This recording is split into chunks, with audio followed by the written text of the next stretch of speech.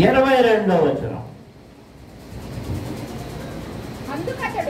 అందుకతడు నేను బయలుదేరి అతని ప్రవక్తల నోట అబద్ధమాడు ఆత్మగా ఉందని చెప్పగా ఆయన నీవు అతనిని ప్రేరేపించి జయమునందుడు పోయి ఆ ప్రకారము చేయమని అతనికి సెలవిచ్చాను.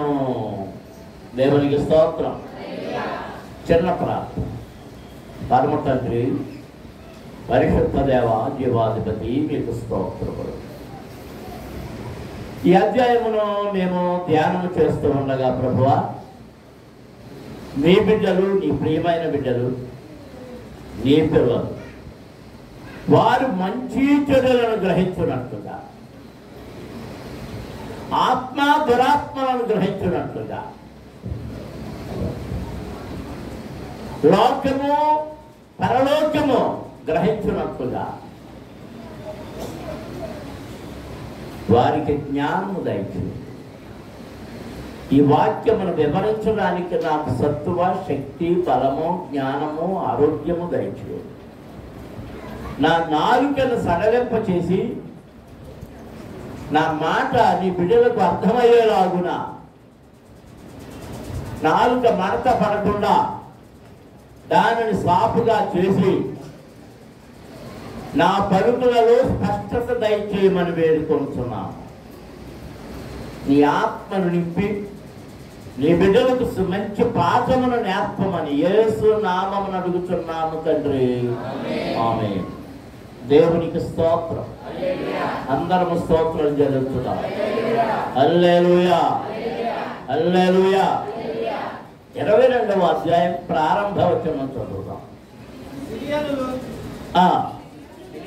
సిరియనులను ఇశ్రాయేలు వారును 3 సంవత్సరములు ఒకరితో ఒకరు యుద్ధము జరిగింపక మాని 3వ సంవత్సరమందు యూదారాజైన యెహోషాపాతు బయలుదేరి ఇశ్రాయేలు రాజు వద్దకు రాగా, ఇశ్రాయేలు రాజు తన సేవకులను పిలిపించి, రామోత్యరాజు మనదని మీరు ఎరుగుదురు, అయితే మనము సిరియా రాజు చేతుల నుండి దాన్ని తీసుకొనక ఊరకున్నామని చెప్పి యుద్ధము చేయుటకు నాతో కూడా నీవు రామోత్యరాజునకు వచ్చేదా అని యెహోషాపాతును అడిగాను. అందుకు యెహోషాపాతు, నేను నీవాడనే, నా జనులు నీ జనులే, నా గుర్రములు నీ గుర్రములే అని ఇశ్రాయేలు రాజుతో చెప్పాను. పిమ్మట యెహోషాపాతు, నేడు యెహోవా యొద్ద విచారణ చేతుము రండిని ఇశ్రాయేలు రాజుతో అనగా, ఇశ్రాయేలు రాజు దాదాపు 400 మంది ప్రవక్తలను పిలిపించి యుద్ధము చేయుటకు రామోత్యరాజు మీదకి పోకుందునా అని వారిని అడిగాను. అందుకు యెహోవా దాన్ని రాజైన నీ చేతికి అప్పగించను గనుక కొండని వారు చెప్పిరి గాని యెహోషాపాతు విచారణ చేయుటకై వీరు తప్ప యెహోవా ప్రవక్తలలో ఎవరైనను ఒక్కరైనను ఇక్కడ లేడా అని అడిగిన చాలు. దేవునికి స్తోత్రం. హల్లెలూయా, హల్లెలూయా. మీరు బైబిల్ చూడకుండా నేను ఇప్పుడు అడిగే ప్రశ్నకు సమాధానం చెప్పాలి. ఇశ్రాయేలు రాజు పేరేం పేరు? వెరీ గుడ్, చక్కని చెప్పేది. ఆహాబు. ఎవరు? ఆహాబు. మరి యూదా రాజు పేరేం పేరు? యెహోషాపాతు. యెహోషాపాతు. ఆహాబు దేవునికి వ్యతిరేకంగా అనేకమైనటువంటి పనులు చేసినప్పుడు అతను దేశముని విగ్రహారాధనతో నింపేసినప్పటికీ ఇంకా దేవుడు కరుణిస్తూనే ఉన్నాడు. దేవుడు కరుణించే కొద్దీ అతను రెచ్చిపోయి పాపం చేశాడు. చివరిగా అతని దోషం ఎక్కడ దేవుడు అసహించుకున్నాడంటే నాబోతు యొక్క రక్తాన్ని చిందించినప్పుడు దేవుని కోపము అహాబు మీదకి మహోగ్రంగా బయలుదేరింది. దేవునికి స్తోత్రం. అందరం స్తోత్రాలు చదువుతాం. హల్లెలూయా, హల్లెలూయా, హల్లెలూయా. దాని చేత దేవుడు అతనికి ఏం చెప్పాడంటే 21వ అధ్యాయం 19వ వచనములో, నీవు అతను చూచి ఎలాగ ప్రకటించును, యెహోవా సెలవిచ్చినదేమనగా దీనిని స్వాధీనపరుచుకొనవలెనని నీవు నాబోతును చంపితివి కదా. యెహోవా సెలవిచ్చినది ఏమనగా, ఏ స్థలమందు కుక్కలు నాబోతు రక్తమును నాకెను, ఆ స్థలమందే కుక్కలు నీ రక్తమును నిజముగా నాకునని అతనితో చెప్పాను. దేవునికి స్తోత్రం. హల్లెలూయా. నాబోతు రక్తము ఎక్కడ కుక్కలు నాకినయో అదే స్థలములో ఎవరి రక్తం నాకబోతున్నాయి? ఆహాబు యొక్క రక్తాన్ని నాకబోతున్నాయి అని దేవుడు నిర్ణయించి ప్రవక్త ద్వారా అతనికి తొలగించాడు. అందరం దేవునికి స్తోత్రాలు చెల్లించుదాం. హల్లెలూయా, హల్లెలూయా. ఏ ప్రవక్త ద్వారా కబురు పెట్టాడు? ఏలియా. ఈ ఏలియా అంటే ఆహాబుకు మంట, యెజెబెలుకు మంట. ఎందుకంటే ఏమాత్రము తప్పును సహించేవాడు కాదు. ఎంతమంది ప్రవక్తలు చెప్పాడు? 450 మంది ప్రవక్తలను ఎక్కడ చెప్పాడు? ఎక్కడ చెప్పాడు? వాగు దగ్గరకు తీసుకుపోయి ఆ వాగు దగ్గర చంపాడు. ఎక్కడ పట్టుకుని? దాగోను గుడిలో, బయలుదేవత గుడిలో పట్టుకొని వాగు దగ్గరకు తీసుకెళ్ళి ఆ వాగు దగ్గర వారందరినీ హతము చేశాడు. దాంతో ఎవరి కోపం వచ్చేసింది? యెజెబెల్ కోపం వచ్చేసింది. కబురెట్టింది, రేపు సాయంత్రానికల్లా నేను ఆళ్ళకి నేను చంపేస్తాను. అప్పుడు ఆమె చేతులను తప్పించుకోవడానికి పారిపోయాడు. అందరూ దేవునికి స్తోత్రం చెల్లించుకోవాలి. అది మరో రోజు ధ్యానం చేసుకుందాం. అయితే దినాలు గడిచిపోతున్నాయి. ఇదిగో ఈ యొక్క ఆహాబు యొక్క బ్రతుకంతా దేవునికి విరోధమైపోయింది. ఇప్పుడు మరలా ఏలియానే పంపిస్తూ ఉన్నాడు. 17వ వచనం మనం చదువుతుంటే అక్కడ అది వ్రాయబడింది. నాబోతు చనిపోయిన తర్వాత దేవుడు మరలా ఏలియాను ఆహాబు దగ్గరకు పంపించాడు. అప్పుడు యెహోవా వాక్కు తిష్బీయుడైన ఏలియాకు ప్రత్యక్షమై ఈలాగు సెలవిచ్చెను, నీవు లేచి షోమ్రోనులో ఉన్న ఇశ్రాయేలు రాజైన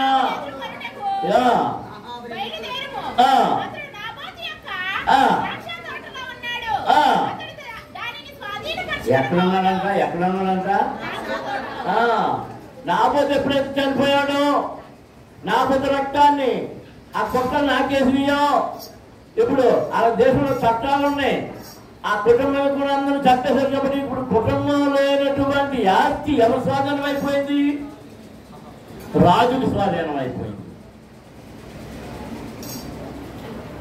అప్పుడు ఆ దేశపు చట్టం ఆ రాజుకు స్వాధీనం అయిపోయిన తర్వాత అంతకుముందు నాబోతుని పొలం నాకు అమ్మేయి, ఈ ద్రాక్ష తోట నాకు అమ్మేయి, నాకు కొంచెం మధ్యలో ఉంది, ఇది చిక్కగా ఉంది, నీకు మంచి ద్రాక్ష తోట వేరే ఇస్తానంటే నాబోతు ఏమన్నాడంటే, ఇది నా పితరులు ఇచ్చిన ద్రాక్ష తోట, నేను నీకు ఇవ్వను.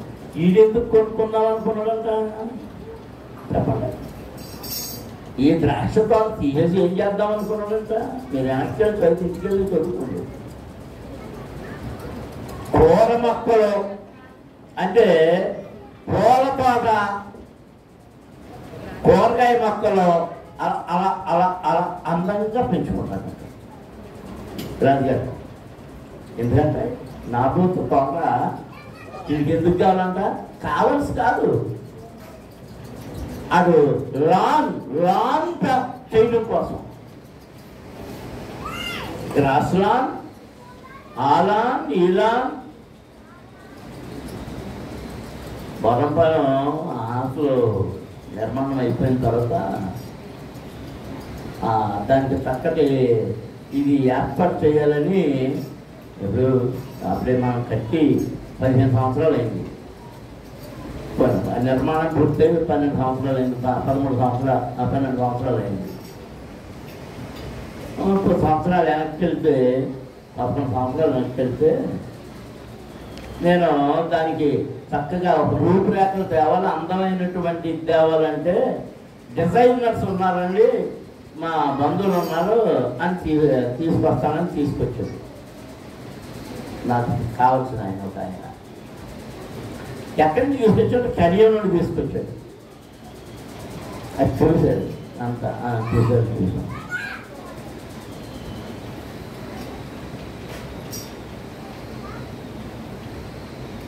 అది మంచి చక్కగా తీర్చిదిద్దాలంటే చాలా ఉంటుంది. ఏదో కొంచెం చక్కగా కనబడేలా తీర్చిదిద్దాలంటే తక్కువ ఉంటాయి. ఎంత అన్న ఎప్పుడు 12 ఏళ్ళ క్రితం ఎంత అవుతుందంట? 2 లక్షలు అంట. నాయన 2 లక్షలు నేను గోడ కొట్టుకున్నాను అంటే ఎదరకుండా అందంగా మొక్కలు నాటి అన్నీ చేయడానికి. ఇప్పుడు ఆహాబు రాజు గారికి ఆ కోట దగ్గర అందమైన పూల కోట, అందులో ఉయ్యాలలో ఆ ఉయ్యాలు ఊగుతా రాణమ్మ గారితో కూర్చొని కబుర్లు ఆడుకుంటా హాయిగా సారా తాగుతా ఇంకా ఏదో చేస్తా. ఇచ్చేయడం కోసం ఏం కావాల్సి వచ్చిందంటే వీడికి నాబోతు ద్రాక్ష తోట. ఏం కావాలి? నాబోతు ద్రాక్ష తోట. నాబోతు అన్నాడు, ఇది నా పితరునిచ్చిన ద్రాక్ష తోట. ఎవరి ద్రాక్ష తోట ఇది? నా పితరుల ద్రాక్ష తోట. నేను దీనిని పాడు చేయను. దేవునికి స్తోత్రం. దేవుని పిల్లలారా, ఈ మందిరం ముందు చూసారా? ఈ సంఘం ముందు చూసారా? ఇది నా పితరులు అనబడిన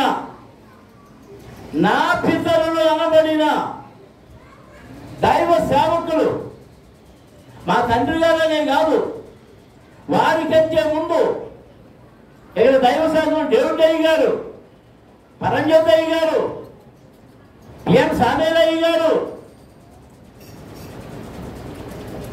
పసివేద నుంచి వచ్చే యేసుదాస్ గారు ఇక్కడ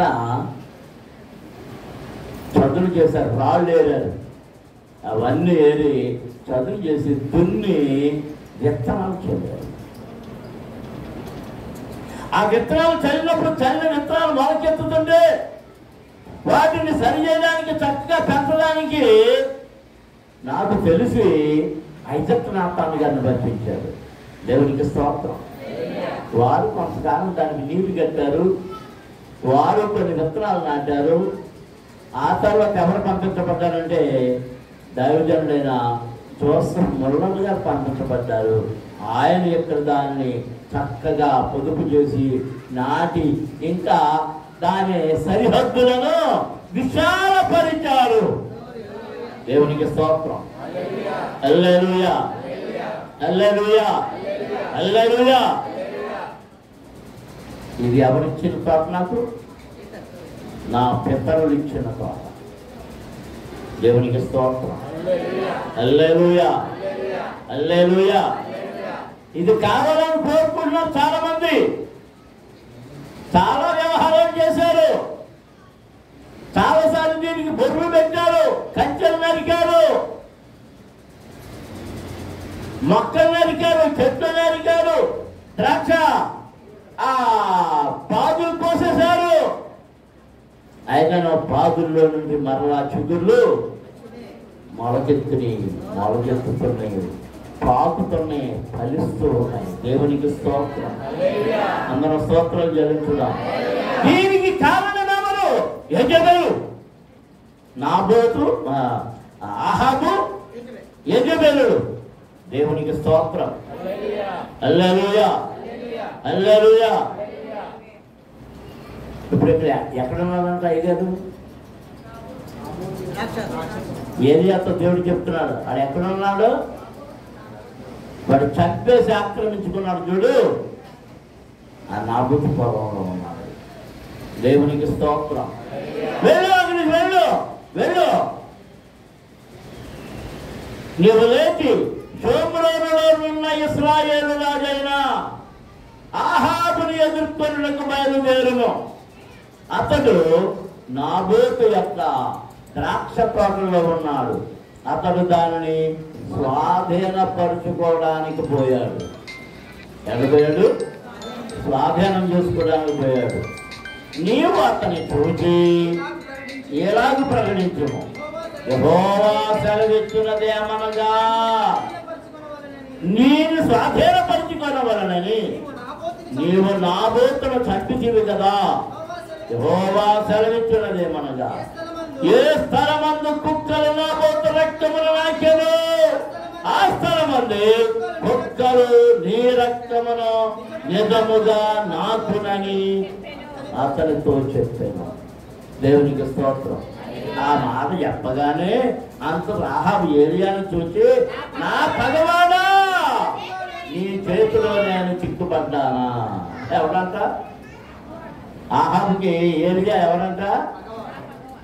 నా పగవాడా అంటే నేను నీ చేతుల్లో ఇరుక్కున్నాను. నీలో కొంతమంది అంటారు, అయ్య బాబు ఈ నోట్లో పడిపోయినా. ఎవరినోట్లో? ఎవరినోట్లో? పుట్టోడి నోట్లో పడిపోయానా?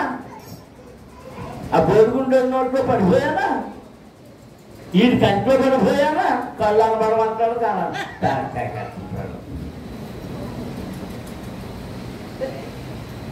అంటే ఈ మాట పలికిన వాళ్ళు అందరూ ఎవరు తెలుసా?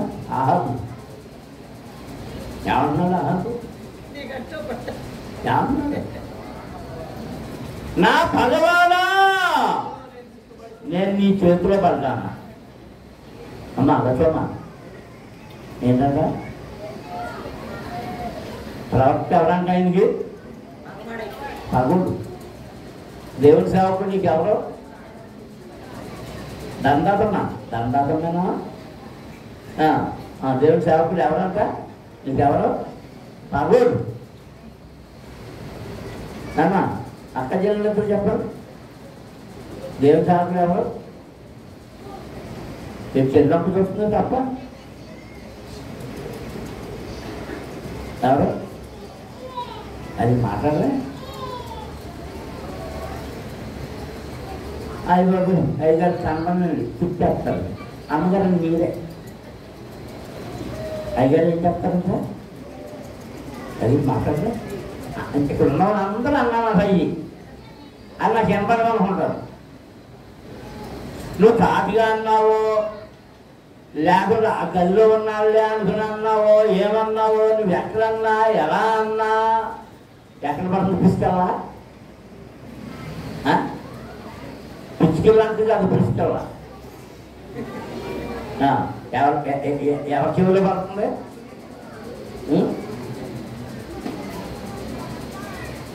దేవునికి స్తోత్రం. అందరూ స్తోత్రాలు చెల్లించండి. దేవుని సేవకుడు దైవజనుడు నీకు పగవాడా? నీవు ఆహాబు అయితే పగవాడే.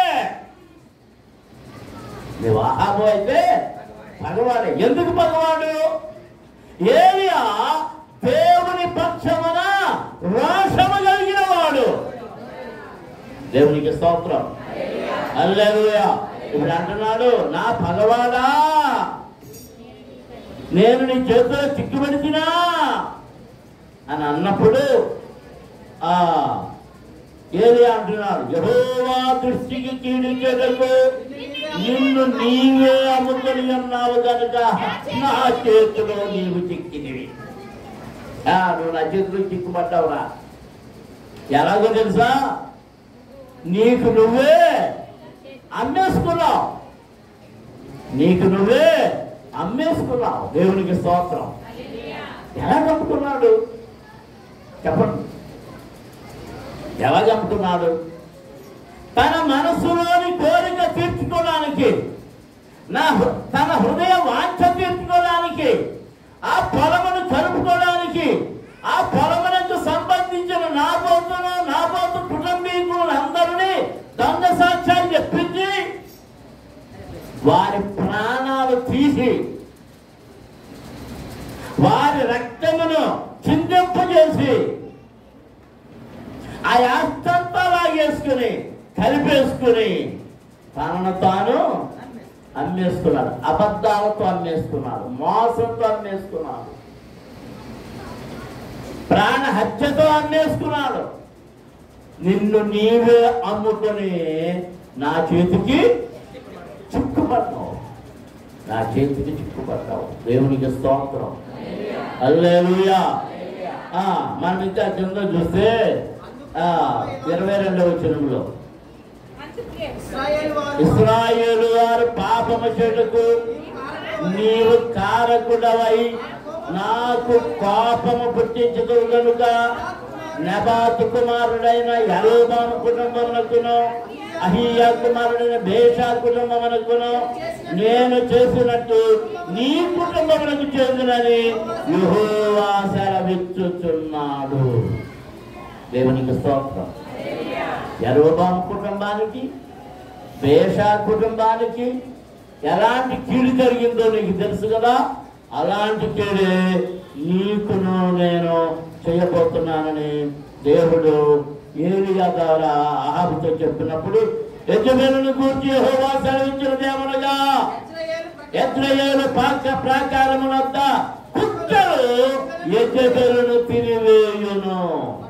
యెజెబెలు ఎవరు తింటారంట? కుక్కలు తినేస్తారు.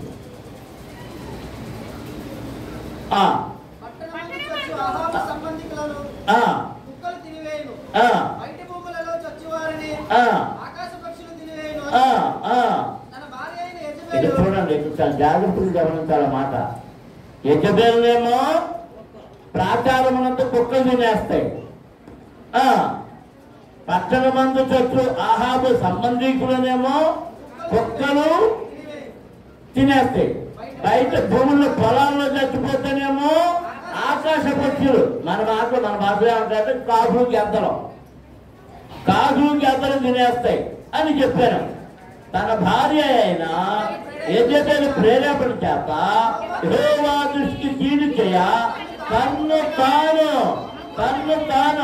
అమ్ముకొనిన అహాబు వంటి వాడు ఎవ్వడును లేడు. దేవునికి స్తోత్రం. అందరూ స్తోత్రాలు చెల్లించండి. ఎవరి ప్రేరేపణ చేత? భార్య అయినా యెజెబెలు ప్రేరేపణ చేత. దేవుని పిల్లలారా, అందరూ జాగ్రత్తగా ఉన్నది. భార్య ప్రేరేపణ చేత చెడు చేయొద్దు. ఏమాయి వాక్యం ఆడుతుందంట అప్పటిదంతా తరనాటులేండి. భార్య ప్రేరేపణతో ఎవరికి కీడు చేయొద్దు.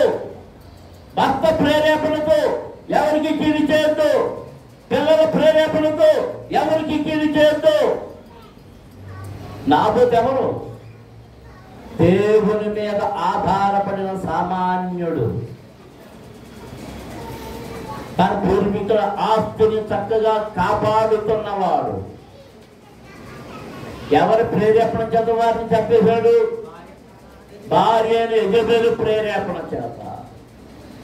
నీవు ఎవరి ప్రేరేపణ చేత ఇతర విశ్వాసులను పాడు చేస్తున్నావో, ఎవరి ప్రేరేపణ చేత ఎవరి ప్రార్థనా జీవితాన్ని పాడు చేస్తున్నావో, ఎవరి ప్రేరేపణ చేత ఎవరి భక్తి జీవితాన్ని పాడు చేస్తున్నావో,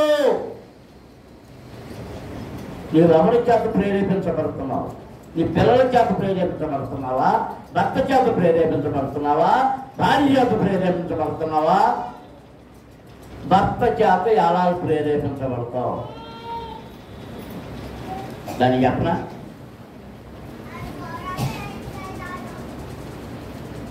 ఆ పాట కోసం వస్తున్నా పాత్రలకే అంటారు ఎవరు? ఏం చెప్పినా ఎండ కొట్టెచ్చినా ఎండ. నువ్వు వెళ్ళి అది మొహం మీద చెప్ప మీద కొట్టొస్తేనే నమ్ముతానంటారు. కొన్ని మీ ఆయన నమ్మించడం కోసం వచ్చి చెప్తావు. ఆ పాత్రకారిని ఒక్కటే లాగి పెట్టుకోవడం. ఇప్పుడు ఎవరు చెప్పే రేపించుకుంటావు? నువ్వు దేవుని దాసుని బుద్ధులు తిట్టినా, సేవకుని బుద్ధులు తిట్టినా, ఏం చేసినా నువ్వు నీ వెనక నీలో ప్రేరేపణైనా ఉండాలి. ఎవరి చేతనైనా ప్రేరేపించబడి ఉండాలి. యెజెబెలు ప్రేరేపణ, నీ భార్య అయిన యెజెబెలు ప్రేరేపణ చేత నీవు నాబోతును చంపేసి ఆ ఆస్తిని లాగేసుకున్నావు కనుక నీకు ఈ కీడు ఆహాబు వంటి వాడు ఎవ్వడనో లేడు. ఇశ్రాయేలు ఎదుట నిలవకుండా యెహోవా వెళ్ళగొట్టిన అమోరీయుల ఆచార రీతిగా విగ్రహములను పెట్టుకొని అతడు బహుహేయముగా ప్రవర్తించెను. ఆహాబు, ఈ మాటలు చాలా జాగ్రత్తగా వినండి. ఎంత భయంకరమైన క్రియలు చేసిన ఆహాబు, ఇదిగో చివరిగా ఏలియా వచ్చి మాట చెప్పగానే, నా భగవానా తీనే మాట్లాడతావు కానీ ఇంకేం మాట్లాడో అని చెప్పినటువంటి ఆయాహాబే ఈ మాటలు విని తన వస్త్రములు చింపుకొని గోనె పట్టు కట్టుకొని ఉపవాసం ఉండి గోనె పట్టు మీద పరుండి వ్యాకుల పడుచుండగా యెహోవాకు తిష్బీయుడైన ఏలీయాకు ప్రత్యక్షమై ఈ రోజు సెలవిచ్చాను. ఈ మాట చెప్పలేదు. ఇప్పుడు ఏం చేశాడు చెప్పండి? దైవజనుడు వచ్చి మాట చెప్పగానే ఆహాబు ఏం చేశాడు? తన భక్త చింపేసుకున్నాడు. ముందు రాజవస్త్రాలు వాటన్నింటినీ చింపేసుకున్నాడు. ఏం కట్టుకున్నాడు? ఏంటి గోనె పట్టు కట్టుకున్నాడు? ఏంటది? గోనె పట్టు కట్టుకున్న కోసం గోనె పట్టు కట్టుకుని ఉపవాసం. గోనె పట్టు కట్టుకోవడం వేరు, ఉపవాసం ఉండడం వేరు. గోనె పట్టు కట్టుకున్న ఉపవాసం ఏంటి? పొలగం వండుతారు కూడా. అలాగే మాకు పొలగం అనకండి, సాంబార్ లాగా. గోనె పట్టు కట్టుకొని ఉపవాసం ఉండి గోనె పట్ట మీద పరుండి వ్యాకుల పడుతుండగా, వ్యాకుల పడడం అంటే బాధపడుతున్నాడు. దేవుడికి శాపం వచ్చేసింది. అయ్యో నేను దేవుడి మాట వినలేదు అని మారు మనసు పొంది కన్నీళ్లు విడుస్తూ ఉంటే ఇప్పుడు దేవుడు మళ్ళీ ఎవరికి ప్రత్యక్షమయ్యాడు? ఏలియాకు ప్రత్యక్షమై మళ్ళీ వారి దగ్గరికి వెళ్దా అంటున్నాడు. ఆహాబు నాకు భయపడి వినయముగా ప్రవర్తించిన చూసిదివా? నాకు భయపడి అతని వినయముగా ప్రవర్తించిన చేత ఆ అపాయము అతని కాలమునందు సంభవించకుండా ఆపి అతని కుమారుని కాలమునందు అతని కుటుంబముల మీదికి నేను దానిని రప్పించదను. దేవునికి స్తోత్రం. ప్రార్థన వినే దేవుడు. ఏ దేవుడు? ఎంత పాపినైనా, ఎంత ఘోర పాపిని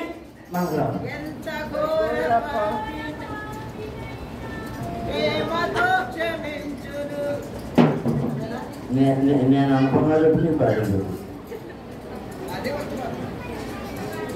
ఎంత ఘోర పాపినైనా ఆయన ఏం చేస్తున్నాడు? ఇదేం చేశాడు? ఇంత భయంకరంగా దేవునికి వ్యతిరేకంగా ఉన్నవాడు, ఈ భయంకరమైన విగ్రహారాధికుడు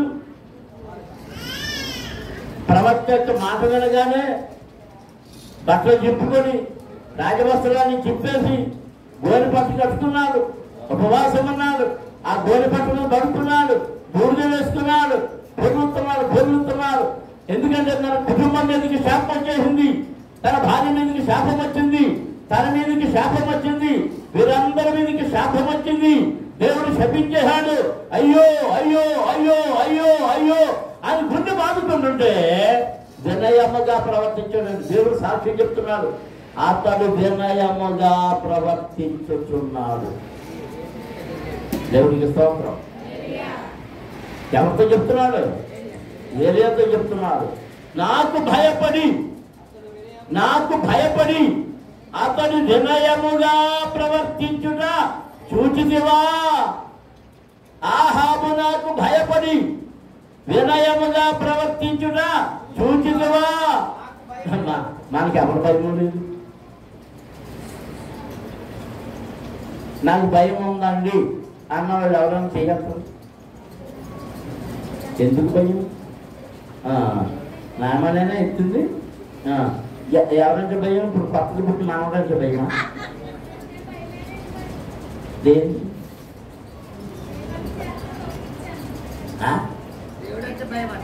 దేవుడంటే భయమా? దేవుడంటే భయం అంటే దేవుడికి విరోధమని అన్ని కలుపుకొని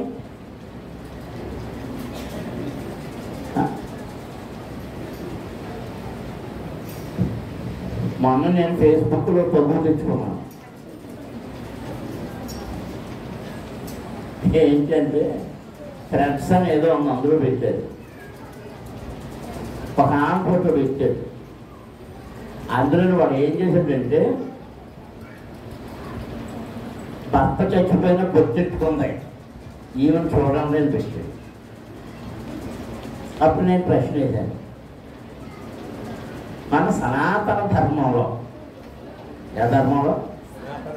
సనాతన ధర్మంలో భర్త చనిపోతే ఏం చేయాలి?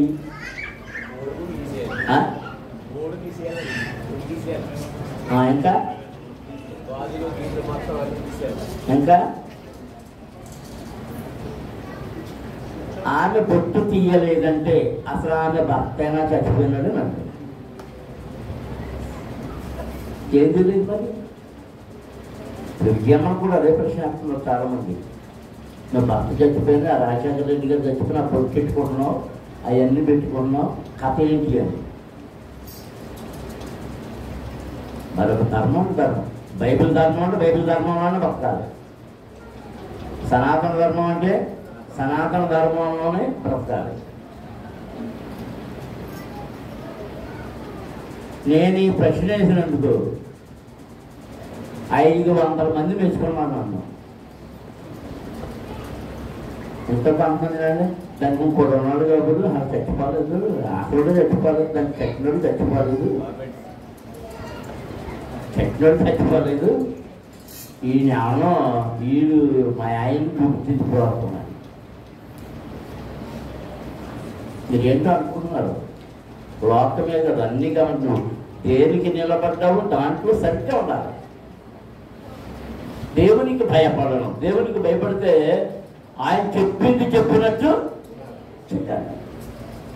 చెప్పినట్టు చేయాలి.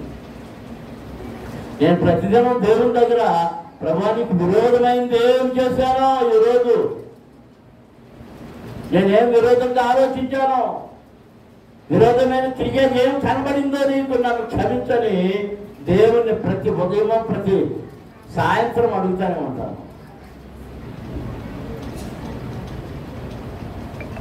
అవన్నీ మరకలే. మన తెల్లని వస్త్రం మీద అవన్నీ మరకలే. దేవునికి స్తోత్రం. హల్లెలూయా. ఇదిగో ఇప్పుడు ఆహాబుని చూసినప్పుడు దేవుని కంటికి అతని వినయము కనబడింది, అతని విధేయము కనబడింది, అతని విరిగి నలిగిన హృదయం కనబడింది, అతని కన్నీళ్లు కనబడి, అతను నిజంగా ఏమడం కనబడింది. అందుకని ఎవరు మొక్కుతున్నాడు? ఇప్పుడు మళ్ళీ ఏలియా భక్తుడు మొక్కుతున్నాడు. దేవునికి స్తోత్రం. ఒకప్పుడు భయంకరమైన విగ్రహారాధికుడే, దేశాన్ని చెడిపేశాడు, ప్రజలందరూ చెడిపేశాడు. అలాంటి వాడు ఇప్పుడు దేవుని ఎదురు ఏమయ్యాడు? భయపడ్డం మొదలుపెట్టాడు. ఇప్పుడు పంపించంటున్నాడు, ఏలియా వారి దగ్గరికి వెళ్ళి చెప్పు, నేను కీడు పంపిస్తాను కానీ వీడు బతుకున్నంత కాలం ఆ కీడు పంపడం. ఎందుకంటే ఏడ్చాడు, నన్ను అడుగుతున్నాడు, క్షమించమని అడుగుతున్నాడు. నేను పంపుతానన్న కీడు పంపక మానను, కానీ ఎప్పుడు పంపుతానంటే వీడు చచ్చే పంపుతాను. ఎవరు చచ్చాగా? ఆహాబు చచ్చాడు. దేవునికి స్తోత్రం. ఏది చెప్పాడు. ఇప్పుడు ప్రారంభమైంది అసలు కథ. అసలు కథ ఇప్పుడు ప్రారంభమైంది. వెళ్ళి చెప్పాడు. అమ్మయ్య అనుకున్నాడు, దిగిపోయాడు. అదే మొదటి వచనంలో 22 అధ్యాయం మొదటి వచనంలో సిరియనులను ఇశ్రాయేలు వారును 3 సంవత్సరములు ఒకరితో ఒకరు యుద్ధము జరిగింపక మానిరి. 3 సంవత్సరాలు నెమ్మది కలిగింది. ఎన్ని సంవత్సరాలు? జాగ్రత్తగా ఉంటున్నారు. ఎంతమంది ఉంటున్నారు? 3 సంవత్సరాల యుద్ధం ఏమి లేదు. అమ్మయ్య, దేవుడి శాపం కూడా పోయిందా అమ్మయ్య అనుకుంటున్నాడు ఎవరు? ఇంకా యజమాని కూడా రిలాక్స్ అయిపోయింది. నాకు చాలా ముసలోళ్ళు అయిపోయినట్టున్నారు. ఇంకెక్కడికక్కడ సరిపెట్టి చేసుకుంటున్నారు. ఎలాంటి సమయంలో యోధారాజు యెహోషాపాతు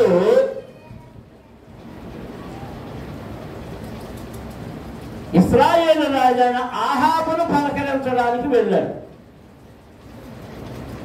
ఎవరిని? ఆహాబును పలకరించడానికి ఎవరు వచ్చారు? యెహోషాపాతు. వారు కూర్చున్నారు, మాట్లాడుకుంటున్నారు.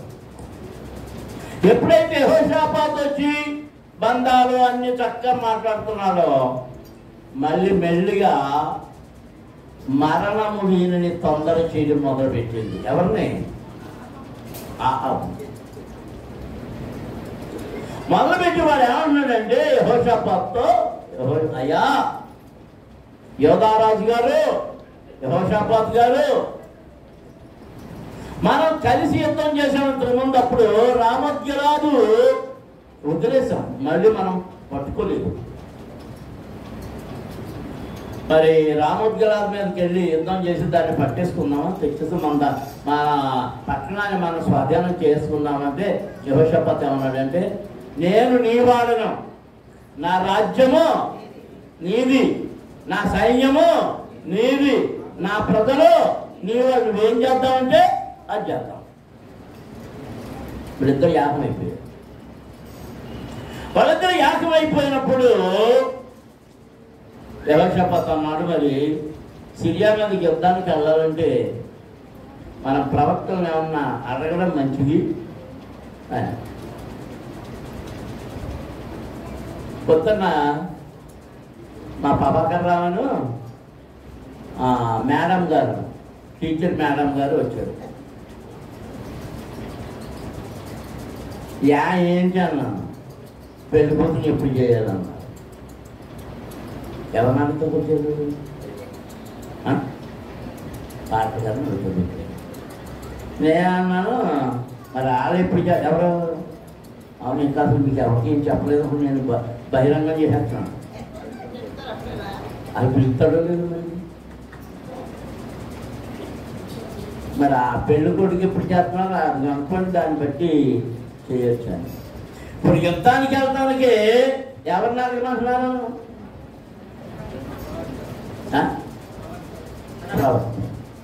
ప్రవక్తలు ఎవరు లేరా తెలుసుకున్నాం.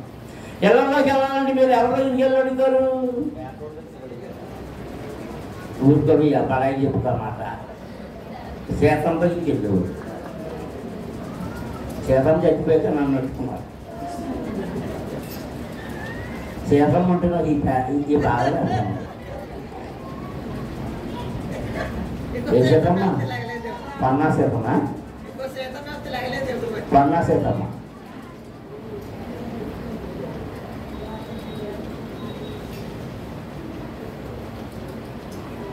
పైగా పెద్ద తారీఖు ఎక్కడైనా వచ్చి ఏం చెప్తారు తెలుసా?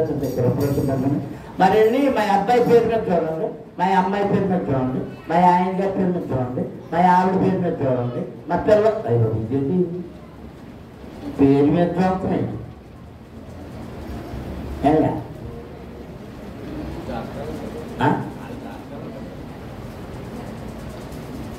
ఇంకా నాలుమంత్రం వాళ్ళు ఉన్నారు.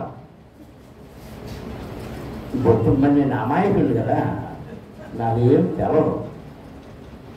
అమ్మ పలానా తారీఖు బాగుంటుంది పెట్టేసుకుంటాను. అయ్యా నేను ఇంకా కొంచెం వెనక్కి చెప్తే బాగుంటుంది, అప్పుడే పండుగ లేదని అంటే కొంచెం ముందు చెప్తే బాగుంటుంది అంటే ఆల్రెడీ ఏ తారీఖు నిర్ణయం అయిపోయిందని అర్థమైపోయింది నాకు. చూసి అలా 14వ తారీఖు అలాగేనండి.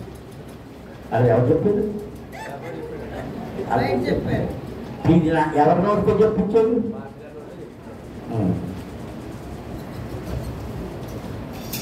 యెహోషాపాతు అడిగాడు, ప్రవక్తలు ఎవరు లేరా అని. ఎందుకు లేరు? ఉన్నారు అని ఎంతమంది ప్రవక్తలు పిలిపించాడంట? 450 మంది ప్రవక్తలు. ఎవరిని? ఎవర ప్రవక్తలు? బయలుదేవత ప్రవక్తలు. ఎవరు చూడండి, నాకు రాయబడి ఉంది.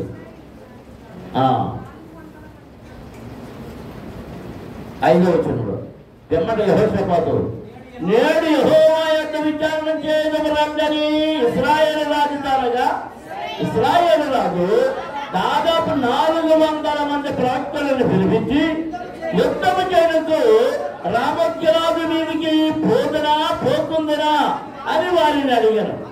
అందుకు యెహోవా, దానిని రాజైన నీ చేతికి అప్పగించను కనుక పొండని వారు చెప్పిరు. కానీ ఈ 400 మంది 450 మంది ఏం చెప్పారంట? దేవుడని యెహోవా నీ చేతికి అప్పగించేస్తున్నాడు పొండి అని చెప్పారట. యెహోషాపాతు అంటున్నాడు, ఈ 450 మంది ఎవర్రా? నీ దేవతల వాళ్ళు కాదు కదా. చూడండి అక్కడ ఏమంటున్నాడు చూడండి. విచారణ చేయడానికై వీరు తప్ప యెహోవా ప్రవక్తలలో ఒక్కనైనను ఇక్కడ లేడా? ఎవరి ప్రవక్తల్లో? యెహోవా ప్రవక్తల్లో ఒక్కనైనను ఇక్కడ. ఈ 450 మంది మరి ఎవరు? యెహోవా ప్రవక్తల కాదు. ఒక్కడైనను లేడా అన్నప్పుడు అందుకు ఇశ్రాయేలు రాజు, ఇమ్రా కుమారుడైన మీకాయా అని ఒకడున్నాడు. ఎవరున్నారంట? ఇమ్రా అనే అతనికి ఒక కొడుకున్నాడు. అతని పేరు మీకాయా. అతను ప్రవక్త. నాన్నగారు హాస్టల్ పెట్టినప్పుడు ఇతని పేరే పెట్టారు, ఇమ్రా అతనే. ఈ ఇమ్రా ఇది ఎమ్ల కాదు, ఇమ్రా.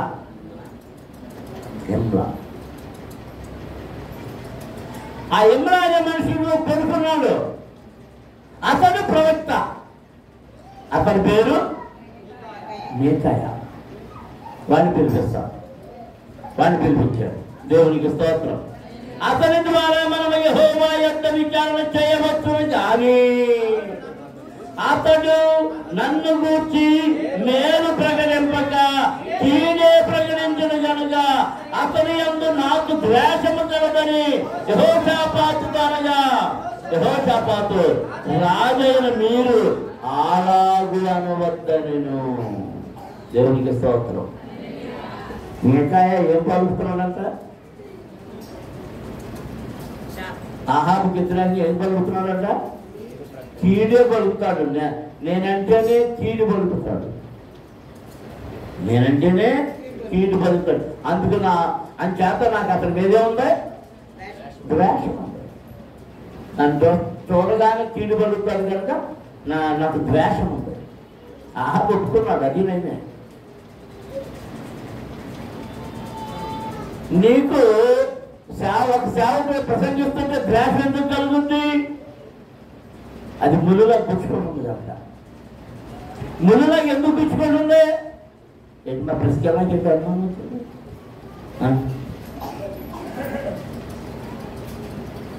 నేను వెనకాల కూర్చున్నామంటే ప్రశ్న ఎత్తాడు. అందులో ముందు కూర్చుంటేనేమో కాలు చేస్తా ఉండవు అని అంటుంది.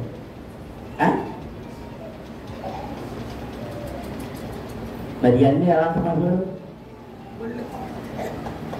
ఒళ్ళు శోధించుకుని కనబడకుండా పడుతుంది. మా పాత్ర గారు అంతా శోధించుకుని ఏం చెప్తాడు? డబ్బను ముచ్చుకుని పొడి చేస్తాడు. మేకాయ ఇక్కడ ఉన్న వాళ్ళందరూ ఆహాబులే. మేకాయ ఏం చేస్తున్నాడు? ఆహాబురి పొడుస్తున్నాడు.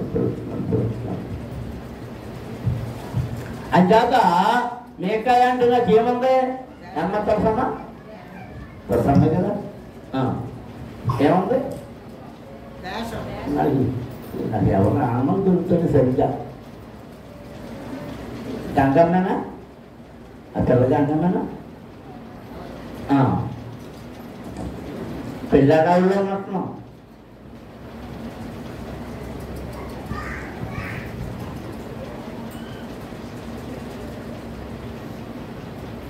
మిగతా అంటే ఎవరికి ద్వేషం అంట? ఎవరైనా మీరు సరిగ్గా చెప్పట్లేదు. రాజుకి, ఎవరికి? రాజుకి ద్వేషం.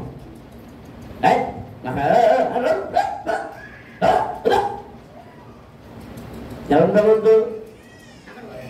ఎవరిని పిలవద్దు? ఎవరిని పిలవద్దు?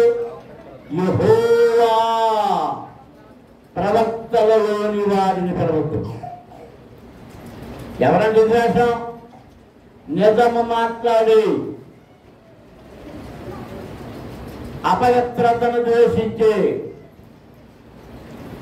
దేవుని ప్రవక్త అయిన మేకాయ అంటే ద్వేషం. అప్పుడు యెహోషాపాతు అన్నాడు, అయ్యా రాజు అని నీవు అలా జనకు, అలా జనకు. ఇక మహోరాడానికి సరే పిలవమన్నాడు. ఈరోగా ఆ మనుషులేమో ఆయన కోసం అయితే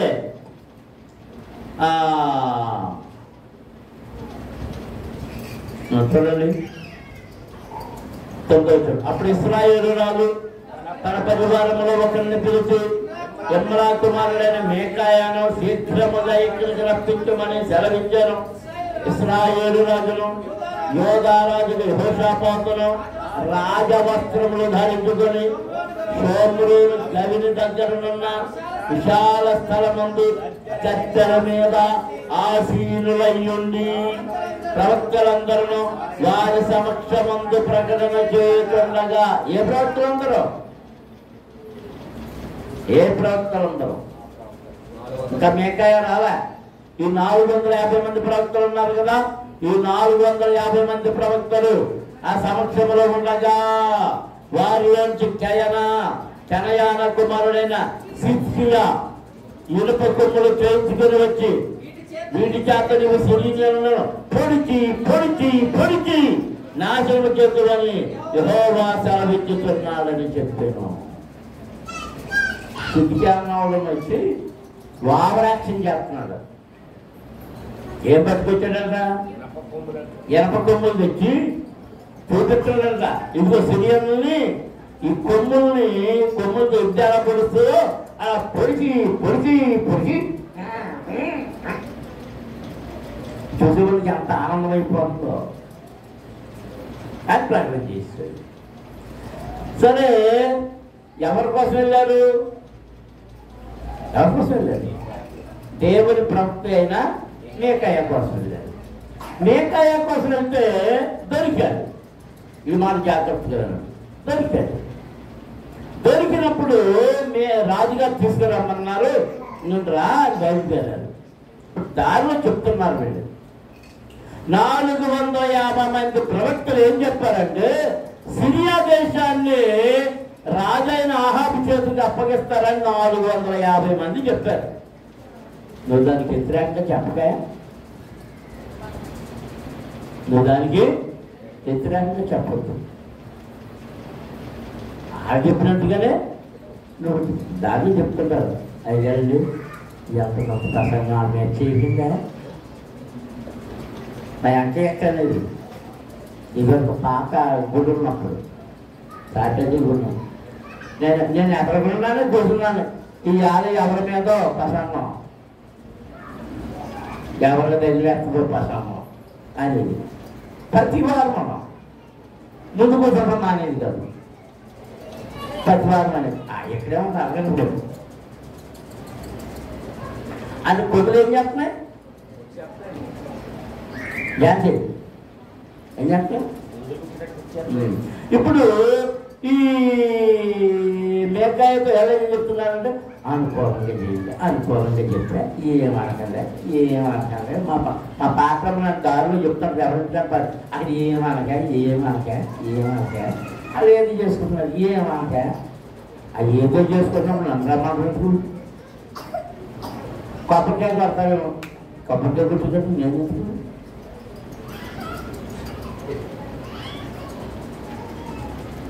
మొన్న మన చచ్చిపెట్టులో దాని పాస్ గారు గంటల ప్రకాష్ నాకు గుర్తొచ్చింది. ఇంటి అదే గృహప్రవేశానికి అంటే అప్పటివరకు నాకు సరైన అవగాహన లేదు. గృహప్రవేశానికి రమ్మంటారు, రమ్మని పొయ్యలు ఇస్తారు, పాలు కొన పెట్టి ఎరిగిస్తారు. ఏమంటారంటే పొంగాలి అంటారు. మిగిలిన రోజుల్లోనేమో పొంగిపోతలు చూడు అంటారు. ఇంట్లో ప్రవేశించే రోజున మాత్రం పొంగాలి. పొంగేమవ్వాలంట ఎందుకంట అది చెప్పాడు ఆయన. అగ్నిదేవుడికి అర్పణం అంటే ఎవరికి అర్పణం అంటే ఇన్ని రోజులు మీరు పొంగించుకుంటే పోలని చూడటం కూడా ఎవరు తప్పైంది. అగ్నిదేవుడికి అర్పణం పాకమ్మలు ఎక్కడన్నా పాలు పొంగిస్తా కనుక అగ్నిదేవుడు పూజలు చేసుకుంటారు.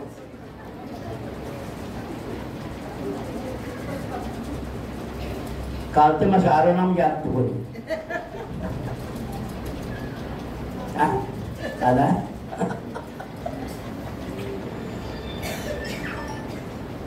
ఎవరికి అర్పణ అంట అది ఎంత భక్తి చేసి మొదటి అర్పణ ఎవరికే అగ్నిదేవుడు.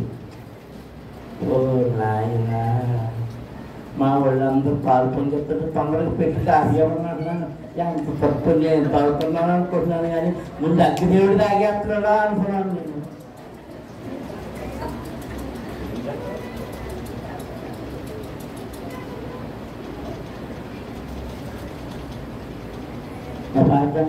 అలా గడుపుకునేది ఏమంటాయి నన్ను ఇక్కడ శబ్దం చేస్తుంటుంది.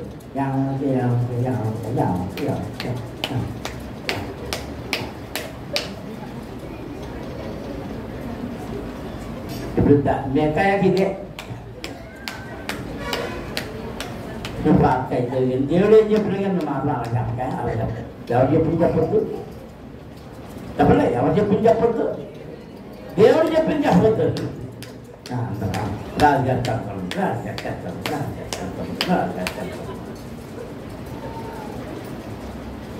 సరే అన్నాడు, మాట్లాడలేదు.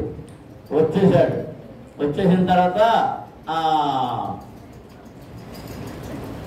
15 వచ్చిన చూడండి, 13 వచ్చిన. మేకాయలు పిలువబోయిన దూత ప్రవక్తలు ఏకముగా రాజుతో మంచి మాటలు పలుకుతున్నారు కనుక నీ మాట వారి మాటలకు అనుకూలపరచమని అతనికి అనగా మేకాయ యెహోవా నాకు సెలవిచ్చినదేదో ఆయన జోరముతో నేను దానినే పలుకుతున్నాను.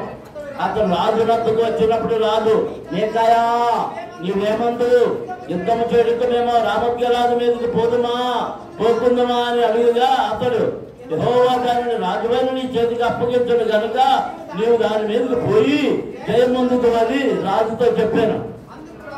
అందుకు రాజు నీ చేత ప్రమాణం చేయించి యెహోవా నామమును బట్టి నిజమైన మాటలే నువ్వు నాతో పలుకోవలసినదని నేను ఎన్ని మార్లు నీతో చెప్పుతుని అని రాజు సెలవీయగా ఇప్పుడు రాజుగారికి కూడా నమ్మలేదు. ఈయనేంటి ఈ మాట చెప్పాడు అంటేనే, అయ్యా నీకు ఎన్నోసార్లు చెప్పాను నిజమైన మాటలు చెప్పమని అన్నప్పుడు అప్పుడు చెప్తున్నాడు అతడు ఇశ్రాయేలులందరూ కాపరు లేని గొర్రెల వలని కొండల మీద చెదరియుండుట నేను చూచితిని. వారికి జయమానుడు లేడు, ఎవరి ఇంటికి వారు సమాధానంగా సెలవిచ్చాను అని చెప్పాను. ఆయన దక్షిణ ఏం చూసాడట? ఇశ్రాయేలుకి ఎవరు లేడు, ఎవరిని కాపర లేని గొర్రెల వలె ఎక్కడ చెదిరిపోయి ఉన్నారట? కొండల మీద చెదిరిపోయి ఉన్నారు. అప్పుడు ఇశ్రాయేలు రాజు యెహోషాపాతును చూసి, ఇతడు నన్ను గూర్చి మేలు పలుకక కీడే ప్రవచించిన నేను మీతో చెప్పలేదానుగా? మీకాయ ఇట్లను యెహోవా సెలవిచ్చిన మాట ఆలకించుము. యెహోవా సింహాసనాసీనుడై ఉండగా పరలోక సైన్యమంతయు ఆయన కుడి పార్శ్వమున ఎడమ పార్శ్వమున నిలిచియుండుట నేను చూచితిని. ఎవరు చూశారు? మీకాయ. రామోగ్యరాజు ఆహాబు రామోగ్యరాజు మీదకి పోయి అక్కడ ఓడిపోయినట్లుగా ఎవడు అతనిని ప్రేరేపించునని యెహోవా సెలవీయగా అతను ఒకరు ఈ విధముగాను మరి ఒకరు ఆ విధముగాను యోచన చెప్పుచుండు. అంతలో ఒక ఆత్మ ఎదురికి వచ్చి యెహోవా సన్నిధిలో నిలబడి, నేను అతన్ని ప్రేరేపించదని అనగా, యెహోవా ఏ ప్రకారం నీవు అతన్ని ప్రేరేపించదు అని అతన్ని అడిగాను. అందుకతడు, నేను బయలుదేరి అతని ప్రవక్తల నోట అబద్ధమాడు ఆత్మగా ఉండునని చెప్పాను. దేవునికి స్తోత్రం. ఆ దురాత్మ ప్రేరేపించడానికి ఎవరి నోట్లో ఆ అబద్ధమాడే ప్రవక్త ఆత్మగా ఉంటుంది. వారికి 450 మంది ప్రవక్తలు ఉన్నారు కదా, వారందరి నోట నేను ఏం పలికిస్తాను? అబద్ధం. నీదే చేయవు, నువ్వు నడు అని. ఈ మాట చెప్పగానే ఇక్కడ జరుగుతున్న సంగతి చూడండి. నీవు అతన్ని ప్రేరేపించి జయమునందుడు పోయి ఆ ప్రకారం చేయమని అతనికి సెలవిచ్చారు. యెహోవా నిన్ను కూర్చి కీడు యోచించి నీ ప్రవక్తల మాట అబద్ధమాడు ఆత్మను ఉంచి ఉన్నాడు. ఏం చేయడానికి? ఆహాబుకు కీడు చేయడానికి అతని ప్రవక్తల మాట ఏ మాట ఉంచాడు? అబద్ధమాడే ఆత్మ. మీకాయ ఇట్లనగా కెనయానా కుమారుడైన సిద్కియా అతని దగ్గరకు వచ్చి, నీతో మాట్లాడేటకు యెహోవా ఆత్మ నా యొద్ద నుండి ఏ వైపుగా పోయానని చెప్పి మీకాయాను చంప మీద కొట్టెను. నా దగ్గరకు వచ్చిన ఆత్మ ఎటు వెళ్ళిపోయింది? నీకు చెప్పిందా అని లాగిపెట్టి కొట్టాడంట. ఎవరు? సిద్కియా. ఎవరిని? దేవుని ప్రవక్త అయిన మీకాయా. అప్పుడు జరుగుతున్న చూడండి. అందుకు మీకాయా, దాగుకొనుటకై నీవు ఆయా గదులలోనికి చొరబడినాడు, అది నీకు తెలియవచ్చునని అతనితో చెప్పాను. అప్పుడు ఇశ్రాయేలు రాజు మీకాయాను పట్టుకుని పోయి పట్టణాధికారి అయిన ఆమోనునకును రాజకుమారుడైన యోవాషునకును అప్పగించి బందీగృహంలో ఉంచి మేము క్షేమముగా తిరిగి వచ్చే వరకు అతనికి కష్టమైన అన్నము నీళ్లు ఇయ్యుడని చెప్పాను. నేను వచ్చి చెప్తానని ఏమైనా చెప్పాడా మీకాయా? ఎవరు తీసుకొచ్చారు? బలవంతంగా తీసుకొచ్చారు కదా. పోనీ ముందేమన్నా అబద్ధం చెప్పాడా? ముందేమన్నా తప్పు చెప్పడం లేదు కదా. వాళ్ళకి అనుకూలంగా అని చెప్పాడు కదా. కానీ వెళ్ళే ఈ రాజు బలవంతం చేసి ఏమన్నాడు? నువ్వు నిజం చెప్పు అన్నాడు. నిజం చెప్తే ఇప్పుడు ఏం చేశాడు? ఆడేమో కొట్టాడు, ఈడేం చేశాడు? జైల్లో పెట్టాడు. ఏం చేశాడు అంటే ప్రవక్తలకు, నిజమాడే ప్రవక్తలకు దెబ్బలు తగులుతాయి, నిజమాడే ప్రవక్తలకు అవమానాలు జరుగుతాయి, నిజమాడే ప్రవక్తలకు నిందలు జరుగుతాయి, నిజమాడే ప్రవక్తలకు కనసాలు జరుగుతుంది, నిజమాడే ప్రవక్తలకు మరణం ఎదురవుతుంది. అబద్ధాలు ఆడేవాళ్ళే అందరం.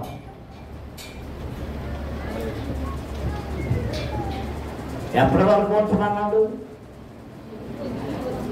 ఎప్పటి వరకు ఉంచమన్నాడు? మేము క్షేమంగా తిరిగి వచ్చాం. మరి క్షేమంగా తిరిగి వచ్చాడు, క్షేమంగా తిరిగి రాలే. ఆ సిరియరాజు మీదకి యుద్ధానికి వెళ్ళారు. యుద్ధానికి వెళుతూ ఏం చెప్పాడంటే, నేను రాజవస్త్రాలు వేసుకుని వస్తే నన్నే గురిపెట్టుకుంటారు, నేను రాజవస్త్రాలు చేసి వస్తాను అని రాజవస్త్రాలు చేసి మామూలు సామాన్యమైన సైనికుల్లా బయలుదేరి యుద్ధానికి వెళ్ళాడు. యోధారాజును మాత్రం రాజవస్త్రాలు ధరించమన్నాడు. ఆ యోధారాజును చూసి వీళ్ళేమనుకున్నారంటే, ఆ యెహోషాపాతును చూసి ఆహాబు అనుకుని తరుగుతుంటే యెహోషాపాతు కేకలు, నేను కాదు అంత రాజుగారు, నేను కాదు అంటే వాళ్ళు చూసి ఈడు కాదురా అని వదిలేశారు. దెబ్బతో పారిపోయాడు. అప్పుడు అక్కడ నాలాంటి పోకిరిగాడు, చెంగల బంగులోడు ఎవరి మీద చెయ్యాలో అర్థం కాకుండా ఆ బాణం సంధించి గురి పెట్టకుండానే వదిలేశాడంట. గురి పెట్టకుండానే వదిలేశాడు. ఈ బాణం వెళ్ళి ఎవరికి తగిలిందట? సామాన్య వస్త్రాల్లో ఉన్న ఆహాబు యొక్క కవచం ధరించాడు కదా, కీలు మధ్యలో ఇక్కడ సందుకుని ఆ సందులోంచి దూరేపోయింది. కొట్టేది చాలా గట్టిగా. అప్పుడు నాకు దెబ్బతలిందనగానే పక్క తీసుకుపోయారు, రాజభవనాన్ని తీసుకుపోయారు. రక్తం మడుగొట్టేసింది. ఎక్కడ? ఆ రథంలో ఇద్దరు వైద్యం చేస్తున్నారు. ఈ రథాన్ని కడగడానికి ఎక్కడ తీసుకెళ్లారట? రాజకుమార్తెలు స్నానం చేసేటటువంటి రేవులను తీసుకెళ్ళారు. అవి కడుగుతుంటే కుక్కలు వచ్చి ఆ రక్తాన్ని నాకింది. ఏ కుక్కలు వచ్చినాయి? నాబోతు రక్తాన్ని నాకిన కుక్కలే బహుశా, నేను అనుకోవడం. కుక్కలు అక్కడ కుక్కలు నాకిని. దేవుడు చెప్పిన మాట తప్పిపోదు. నీకు మేలు చేయ ఉద్దేశిస్తే ఆలస్యమైన మేలు జరుగుతుంది. నీకు కీడు చేస్తానని చెప్తే నువ్వు ఏడ్చిందని బట్టి కీడు వాయిదా వేయకూడదు, కానీ కీడు జరగకుండా మానదు. కానీ నీతి మాట్లాడే, నిజం మాట్లాడే పరిశుద్ధ దేవదూతల ఆత్మను మాత్రం అబద్ధములాడి ఆత్మలు, అబద్ధ ప్రవక్తలు ఎక్కువ, నిజమాడే ప్రవక్త దొక్కలేదు. ఈ అబద్ధమాడే ప్రవక్త వచ్చి ఎవరిని కొట్టాడు? నిజమాడే మేకాయను చంప మీద కొట్టాడు. మొదలుగా చంపనట్టప్ప, ఇప్పుడు రెండవదిగా బందీ గృహంలో బానిస. మోకరించండి, ప్రార్థన చేసుకుందాం. అందరూ స్తోత్రాలు చెల్లించండి. హల్లెలూయా, హల్లెలూయా, హల్లెలూయా, హల్లెలూయా. ప్రవక్తలలో, దేవుని ప్రవక్తలు